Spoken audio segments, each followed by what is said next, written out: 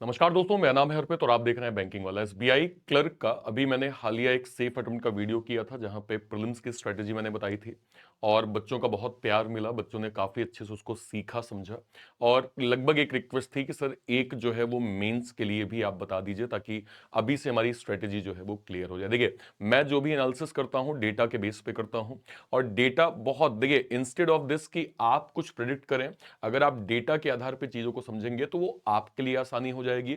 Previous के trend क्या रहे हैं वो ट्रेंड आपको इस बार भी पकड़ने में जो है वो आसानी मिल जाएगी। तो आज मैं आपको बताने वाला हूं कि मेंस की अप्रोच एटलीस्ट कितने मार्क्स आपके आने चाहिए जिससे आप एसबीआई क्लर्क में जो है वो मेंस में एक बेटर, एक सेफ स्कोर आप कर पाए। देखिए, मैं हमेशा सेफ वर्ड बोलूंगा जहां पे आप अच्छे से जो है वो पैटर्न को सीख समझ के एटलीस्ट उतने क्वेश्चन कर लें जिससे आपका मेंस क्लियर बन जाए। देखिए, सबसे पहले मैं आपको बताने वाला हूं कि भाई पहले के एग्जाम के पैटर्न क्या रहे हैं। देखिए, इस बार एग्जाम क्या होने वाला है मेंस का।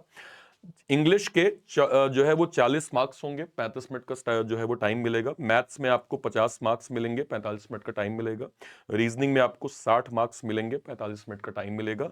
और जीए में 50 मार्क्स आपके होंगे, 45 मिनट का टाइम मिलेगा। मैंने नंबर ऑफ क्वेश्चन अभी नहीं जो है वो टच किए हैं। आपको लगभग 200 क्वेश्चन होंगे और 2 घंटे 40 मिनट का समय आपको मिलेगा। अब आप सबसे पहले ये देखिए, लास्ट ईयर मतलब जो पिछली बार एसबीआई क्लर्क का पेपर हुआ था, मैं 25 फरवरी की एक शिफ्ट को यहां पे ले रहा हूं, जरा इस पे गौर करें। 25 तारीख को फर्स्ट शिफ्ट में पेपर कैसा आया था ध्यान दीजिए। मेन से हम उम्मीद नहीं करेंगे कि इजी आएगा। मॉडरेट तो था, मॉडरेट टू डिफिकल्ट भी था, जिसमें आप देख सकते हैं कि आपकी चाहे रीजनिंग हो, मैथ्स हो, जीए हो, इंग्लिश हो, सभी लगभग मॉडरेट टू डिफिकल्ट थे। ओवरऑल पैटर्न भी आपका मॉडरेट टू डिफिकल्ट यहां पे आया था। ये लगभग सेम पैटर्न मैंने 4 मार्च को भी देखा था। आपको पता है अलग अलग जो है वो दिनों में एग्जाम था मेंस का, तो 4 मार्च को भी आपका पेपर मॉडरेट टू डिफिकल्ट आया था। Overall pattern moderate to difficult हमने लास्ट ईयर देखा था। अब जरा देख लेते हैं कि क्या पेपर था और अटेम्प्ट हमने क्या प्रेडिक्ट किए थे। जरा एक बार देखिए, जब बच्चों का एग्जाम हुआ, जब हमने उनसे पोल के माध्यम से बच्चों से बात करके कॉमन नंबर निकाले, तो हमने देखा कि एक जो आइडियल स्कोर बच्चों का बन रहा था, आप समझिए ये बच्चों ने किया है। जब मैं इस नंबर की बात करता हूं तो मैं ये कहता हूं कि एवरेज अगर 100 बच्चे हैं तो लगभग 80 से नंबर जो है वो 90 बच्चे जो सीरियस एस्पायरेंट्स हैं, उन्होंने इतने अटेम्प्ट्स किए होंगे, तो उस जो है वो बिहाफ में आपका अटेम्प्ट्स बना। देखिए, मैथ्स जो है वो रीजनिंग का 25 से 30 आप 60 में से, मैथ्स का लगभग 18-22, ये कब की बात है, 25 तारीख की शिफ्ट 1 की, ठीक है। इसके बाद इंग्लिश के जो है वो अटेम्प्ट्स लगभग जो है वो 28-30 बन रहे थे। और जीए जो कि थोड़ा लेवल अप था, वो 15 से 20 अटेम्प्ट बन रहे थे। कब? 25 तारीख को। हमने यहां पे आपको प्रिडिक्शन दिया था कि भाई एक जो सेफ अटेम्प्ट्स जो बच्चों का बन रहा है वो एक 97 और 105 110 की रेंज में आपका बन रहा है, ठीक है। सेम जब 4 तारीख की हमने बात करी, 4 तारीख का जरा एक बार पेपर देखिए। यहां भी हमने आपको यह बताया कि रीजनिंग में जो आइडियल स्कोर बच्चों ने किया है 26 से 28 किया है। ऐसे ही मैथ्स में इस बार थोड़ा पैटर्न का लेवल हमें थोड़ा आसान दिखा, जहां पे सिलेक्टिव जो एक सिलेक्टेड क्वेश्चंस हैं वो बच्चों ने यहां पे प्रॉपर किए। इंग्लिश अगेन आपका 28-30 बन रहा था और जीए का जो है वो 17 से जो है वो 20 के करीब आपके अटेम्प्ट हो रहे थे। और ओवरऑल स्कोर जो है वो 98 से लेके 110 के बीच में आपका ओवरऑल अटेम्प्ट जो है वो मार्किंग यहां पे जा सकती है। ये तो हमने आपको बताया अटेम्प्ट्स। इसके बाद एसबीआई क्लर्क का रिजल्ट आया और हमने कट ऑफ देखा। अब जरा कट ऑफ के नंबर को ध्यान से देखिएगा। जब मैं आपसे कट ऑफ की बात करता हूं तो आप देखिए ये जो लास्ट वाले नंबर्स हैं ये जनरल है। देखिए, SC ST OBC EWS general, यानी लास्ट वाले के नंबर्स आप देखें 76 78 80। मैं अभी इन इन कैटेगरीज को टच ही नहीं कर रहा हूं, है ना। अगर आपकी एक कैटेगरी है तो आप एक अच्छी सिचुएशन में है। मैं इन कैटेगरीज से जो है वो तुलना कर रहा हूं कि हमें क्या करना है। ये 76, ये 80, ये 80, ये 79, ये 75, ये 70। आपका कोई भी स्टेट है, मैटर नहीं करता। आप जरा इस नंबर को देखिए। इसके बाद जो है वो यहां भी देखें आप 70 80 86, जो है वो क्या कहते हैं 75 85 80 80 84 76 77 80 80 86, ठीक है।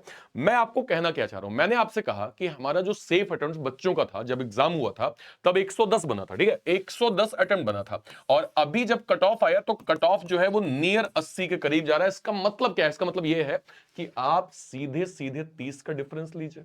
सीधे सीधे आप 30 का डिफरेंस लीजिए। मतलब क्या है कि जब हम ये देख पा रहे हैं कि बच्चों के इतने अटेम्प्ट बने हैं लेकिन कट ऑफ हमें उससे कम गई है, यानी मार्जिन हमें 25-30 का तो बहुत आराम से दिख रहा है। तो जब आप मुझसे ये सवाल पूछते हैं कि सर बताइए कितना अटेम्प्ट होना चाहिए कि हम एक आइडियल स्कोर के करीब पहुंच जाएं, तो उसके लिए आपको क्या करना है, आपको देखना होगा पैटर्न, सवाल कैसा पूछा गया है, क्या क्या पूछा गया। अब जरा शुरू करते हैं रीजनिंग से। देखिए रीजनिंग को जरा आप ध्यान से देखिए, कितने सवाल हैं जो आपके डुएबल मैनर में है। और जब मैं कहता हूं कि 30 नंबर का डिफरेंस, 26 नंबर मैंने देखा अभी कि हां भाई 25-26 नंबर एक मिनिमम रेंज में है।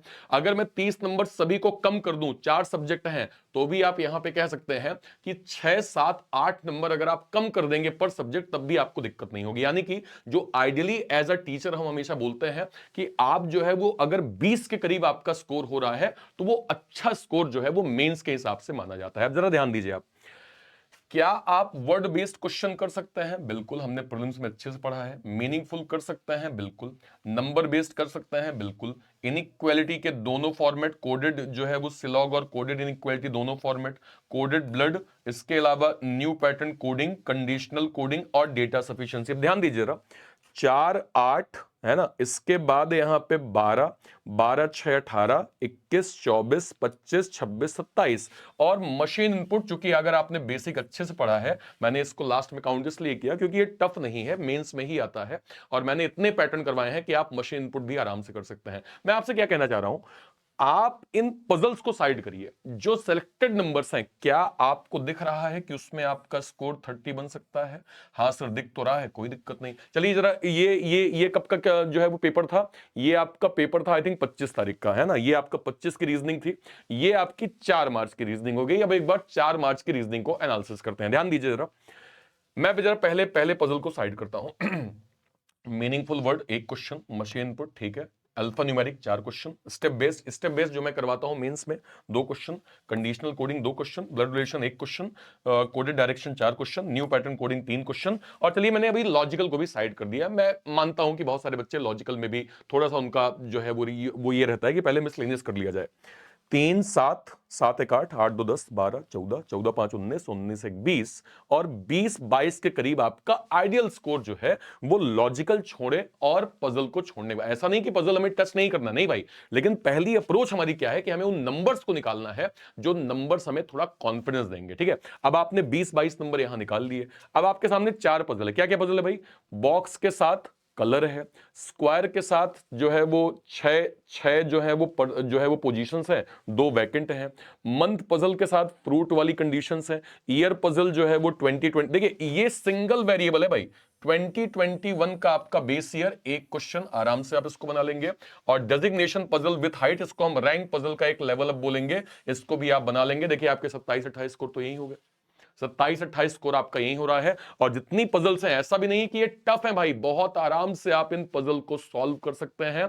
आपको मालूम है कि मैं जो है वो मैक्सिमम सेशन जो है वो पजल के लगातार कवर करता हूं। मैं आपको मैक्सिमम वो कंटेंट देता रहता हूं जो आपके एग्जाम के लिए सुपर इंपॉर्टेंट है। तो आपका फोकस जो है वो लगातार का जो है वो कहां होना चाहिए?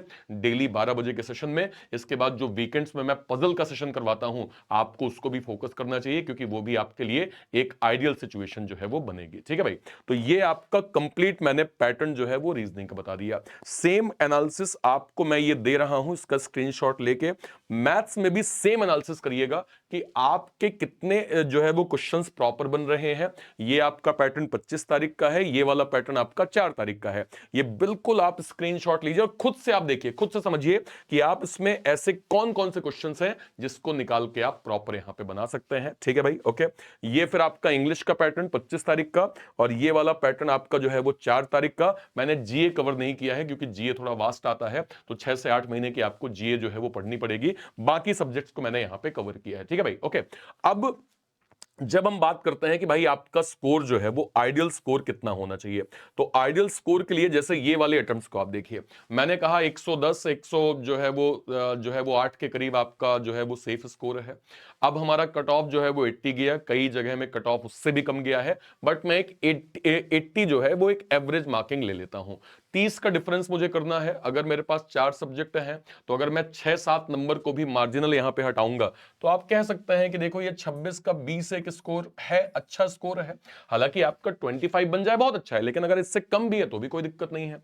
आप देख सकते हैं कि अगर 29 है तो ये यस यहां पे अगर ये 23-24 भी जो है वो बन सकता है, अच्छी बात है। या फिर ऐसा बनेगा कि लेट सपोज मान लीजिए आपने जो है वो रीजनिंग में जो है वो 26-27 कर लिए, इसमें आपके स्कोर 18 या 17 रह गए तो भी कोई दिक्कत नहीं है। आराम से आप दोनों चीजों को कवर कर पा रहे हैं। आपका यहां पे 28 स्कोर है, मान लीजिए मैंने 6-7 का डिफरेंस कर दिया, 22 स्कोर बन गया, ठीक है भाई। या फिर अगर यहां पे ये 21 स्कोर है, मान लीजिए अगर आपका ये 16-17 पे रुक गया तो भी आप देखेंगे कि आप एक मार्जिनल स्कोर बेटर बना पा रहे हैं वर्स्ट केस सिनेरियो में, ठीक है। मेरा पॉइंट ये है आपकी एक्यूरेसी सबसे ज्यादा इंपॉर्टेंट है, क्योंकि मेंस में कहीं भी आपका स्पीड का गेम नहीं है, जो गेम है वो पूरी तरह से एक्यूरेसी का है। तो आपको सबसे पहले एक्यूरेसी में फोकस करना है। मार्जिनल स्कोर आपका मिनिमम ये बन रहा है, वो भी आपको दिख गया। तो आपको सिंपल ये करना है कि मेरा टारगेट जो है सिलेक्टेड क्वेश्चंस की अप्रोच करने में, वो क्वेश्चन जो मुझसे बन रहे हैं, जो मुझसे आइडली प्रायरली में बन रहे हैं, उसको मैं फोकस करूंगा। और मैं अगर इतना स्कोर निकालता हूं तो मेरे जो मेंस के मार्क्स हैं वो एक सेफेस्ट जोन में चले जाएंगे। अब देखिए, ये केवल बोलने से काम नहीं बनेगा। मैंने आपको डेटा बता दिया, मैंने आपको स्ट्रेटेजी बता दी, मैंने आपको ये बता दिया कि लास्ट के पैटर्न क्या रहे हैं, उससे हम ऐसा क्या क्या कर सकते थे कि हमारे मार्क्स अच्छे गेन हो जाते हैं। अब इसके बाद जरूरी है डिसिप्लिन। डिसिप्लिन अगर आप लगातार आज की डेट से फॉलो करेंगे तो आप मेंस में अच्छा स्कोर कर पाएंगे। आप ऐसा मत सोचिए कि आपने प्रीलिम्स का पेपर दिया, उसके बाद रिजल्ट का हम वेट करेंगे, फिर जो है वो मेंस करेंगे, या प्रीलिम्स के बाद वेट करेंगे। भाई समय नहीं होगा, आपको थोड़ा थोड़ा टाइम अभी से मेंस के लिए देना पड़ेगा, और उसके लिए आपको इन डिसिप्लिन को प्रॉपर फॉलो करना है। देखिए, जब मैं इन डिसिप्लिन की बात करता हूं तो मैं उन बच्चों के लिए स्पेशली जो है वो गाइड कर रहा हूं जो प्रॉपर एक सीरियस है, जिनको 2025 में एग्जाम निकालना है। आपका शेड्यूल इतना स्ट्रिक्ट होना चाहिए कि वो आपके अलावा कोई भंग न कर पाए। मतलब दोस्ती यारी सब साइड, सहेला सहेली सब साइड, पहले कैरियर, उसके बाद दूसरी चीजें, ठीक है। दूसरा, मैं रीजनिंग में मिसलेनियस टॉपिक्स के साथ अलाइन हूं, लेकिन आपको ये समझना पड़ेगा कि पजल भी डुएबल मैनर में आपको एसबीआई क्लर्क में मिल जाती हैं। तो प्री के लिए हमें ऑलरेडी पता है, हम डेली 12 बजे कंप्लीट पजल का सेशन कर रहे हैं, जहां पे कंप्लीट सेशन जो है वो डेली 10 से 12 पजल पढ़ रहे हैं। जहां पे अगर मैं 10 से 12 पजल डेली दे रहा हूं, मतलब एक महीने में आपको टोटल जो है वो 300 पजल के आसपास मिल जाएगी, जो कि बहुत बढ़िया स्कोर है। मतलब 300 पजल को अगर आपने रिवाइज कर लिया, उससे बेस्ट कुछ है ही नहीं। अच्छा, जब आप प्रीलिम्स का कॉन्सेप्ट करते हैं तो आप मेंस में भी बेसिक कॉन्सेप्ट के साथ चलते हैं। मैं वीकेंड्स में मेंस का भी सेशन ले रहा हूं, जहां पे मैं मेंस लेवल का मिसलेनियस और पजल करवा रहा हूं। तो अगर मैं आपको लेट सपोज किसी वीकेंड में अगर मैंने 10 से 12 पजल आपको करवा दी, तो आप उसकी पीडीएफ लेके उसको प्रॉपर जो है वो रिवाइज करें। ये आपके मेंस के लिए काफी इंपॉर्टेंट होगा। इसके बाद आपको सेक्शनल मॉक इनिशियल लेवल पे देना है। जैसे फॉर एग्जांपल आपको पेपर समझ में आ गया, आपने रीजनिंग में ये देखा कि हाँ भाई ये मिसलेनियस पैटर्न काफी ज्यादा पूछे जाते हैं, या इनकी जो है वो वेटेज ज्यादा है। सेक्शनल मॉक देके वहां पे अपनी एक्यूरेसी जज करिए, और उसके बाद आपको कंप्लीट मॉक पे जाना चाहिए। मेंस में एक्यूरेसी से बड़ा कुछ नहीं है भाई, स्पीड के पीछे मत भागना।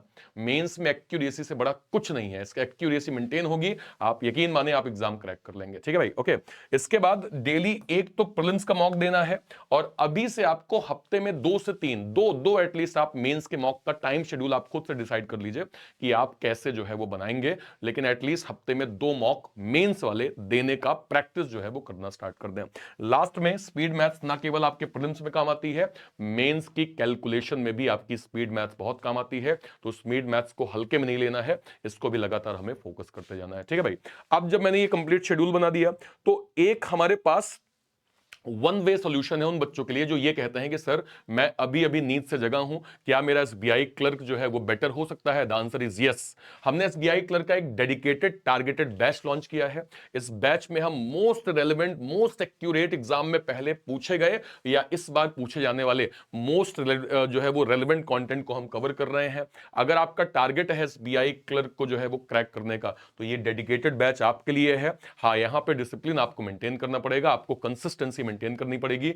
आपको जो है पूरा फोकस्ड होके इस बैच के बताए गए सारे डिसिप्लिन को फॉलो करने पड़ेंगे, तो आपके लिए एसबीआई क्लर्क बेस्ट होगा। तो ये आपका एसबीआई क्लर्क का हमने एक डेडिकेटेड टारगेटेड बैच लॉन्च किया है, इसको आप जरूर फोकस कर सकते हैं। हमने एसबीआई पीओ का भी एक टारगेटेड बैच लॉन्च किया है। इस बार पता है आपको काफी पैटर्न चेंज हुआ है एसबीआई पीओ के अंदर, तो उसके लिए भी एक टारगेटेड बैच यहां पे है। तो जो बच्चे भी एसबीआई पीओ को टारगेट कर रहे हैं, इस बैच के माध्यम से अपनी स्टडी कर सकते हैं। अच्छा, ये बैच आपको मिल जाएंगे कहां पे? बैंक महापैक में। बैंक महापैक क्या होता है?